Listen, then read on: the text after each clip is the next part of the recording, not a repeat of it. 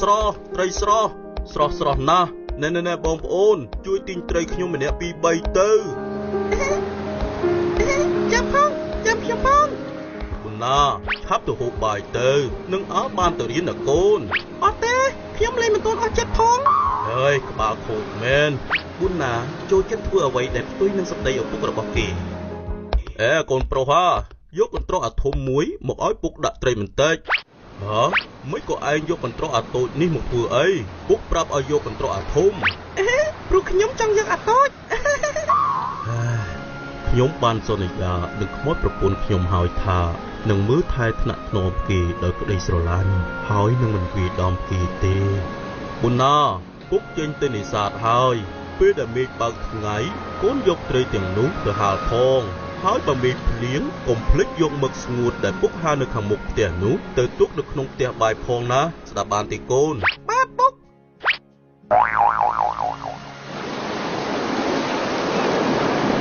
ខ្ញុំខ្វល់ទេទុកចោលនៅនឹងទៅពុកច្បាស់ជាភាពអាមិនខានបុណ្ណាចេញមកនេះមើលពុកបានផ្ដាំឯងថាម៉េចមិនក៏ត្រីសើមអស់អាលេងអញ្ចឹងវាគួរឲ្យកំប្លែងអត់ពុក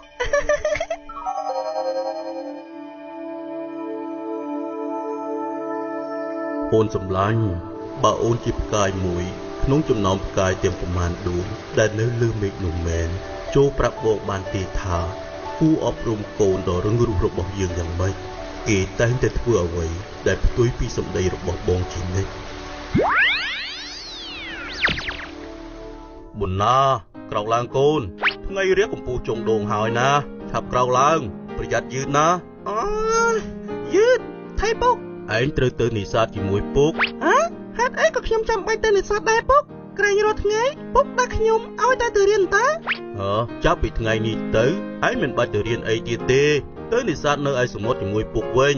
នេសាទតែពុកតែងតែប្រាថ្នាចង់ឲ្យខ្ញុំរៀនដើម្បីក្លាយជាគ្រូពេទ្យខ្ញុំអត់ចង់ធ្វើការងារនោះទេពុកខ្ញុំចង់ទៅរៀនវិញវិធីនេះបានការតើបុណ្ណាតោះទៅលេងខាងក្រៅមិនក៏នៅស្ងៀមថ្មឹងអញ្ចឹងទេខ្ញុំអត់ចង់លេងអីទេខ្ញុំចង់ជួយពុកវិញម្ដងអញ្ចឹងយកកន្ត្រកទូចមួយឲ្យពុកមកណែពុកកន្ត្រកពេលដែលពុកចេញទៅសមុទ្រដើម្បីនេសាទបើឃើញមេឃភ្លៀងកូនមិនបាច់យកមឹកស្ងួតនោះទៅទុកនៅក្នុងផ្ទះបាយអីទេហើយយកត្រីបន្ថែមទៅហាលនៅខាងក្រៅផងពុកច្បាស់ជាខឹងខ្លាំងទៀតហើយបើខ្ញុំនៅតែធ្វើផ្ទុយពីគាត់អញ្ចឹងនោះបុណ្ណាពុកបាននិយាយស្អីខ្លះពុកប្រាប់ឲ្យហាលត្រីពេលមេឃភ្លៀងកូនក្បាលខូចអើយមិនក៏រឹងរូសម្លេះ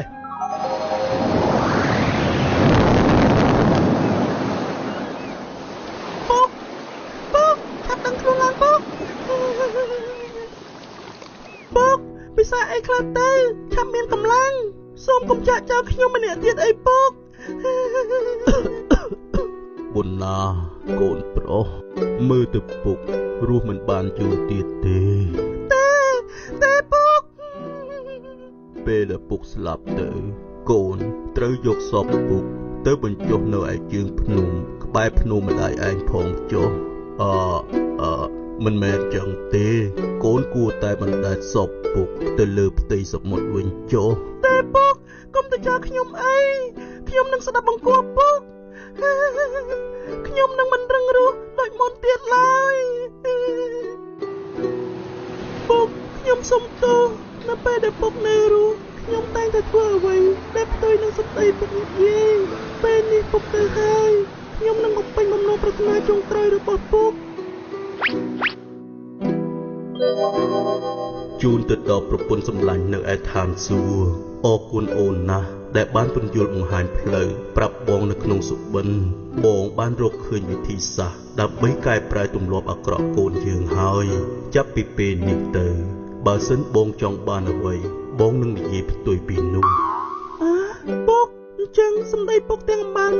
មិនពិតទាំងអស់ទេអញ្ចឹងពុកចង់ឲ្យបណ្ដេញសពលើសមុទ្រក៏មិនពិតដែរមែនទេពុកណែណា